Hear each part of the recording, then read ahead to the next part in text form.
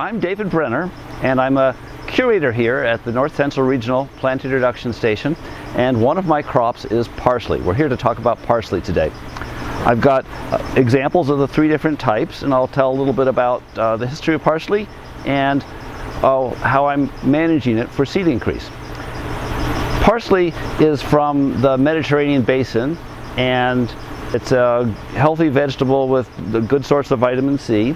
As far as the parsley types, there's three main types.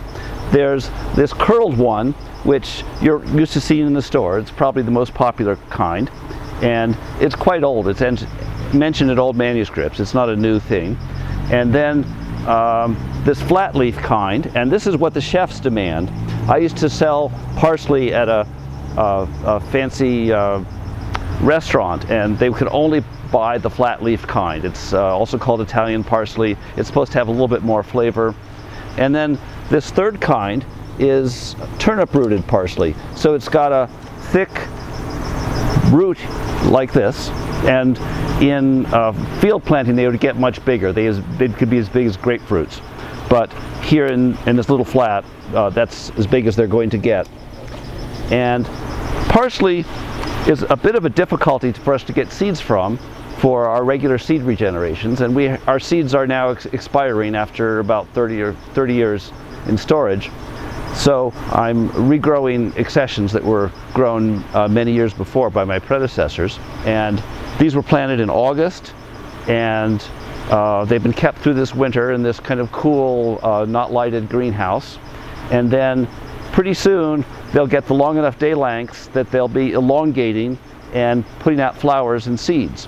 And it's best to keep them in this short form, and we'll have special cold storage to keep them that way until mid-April, and this is only February now, so in mid-April or late April they'll go to the field and plant it in the soil and flower within cages with bee pollination. But it's a lot of steps. It's over a year process for some of them. Some of the late flowering ones won't get out of the field till after August.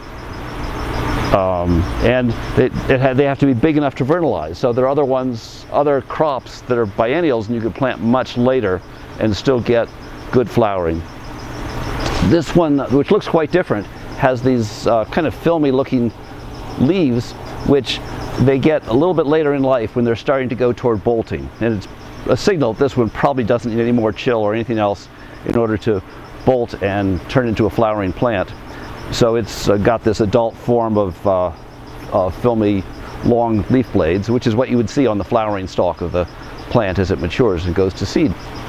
And these are not in that stage yet, but they'll be there with a little luck later on. One little fun fact, that we grew the world's record tallest parsley a few years ago, and it was one of these ones with the big turnip rooted root that won that honor.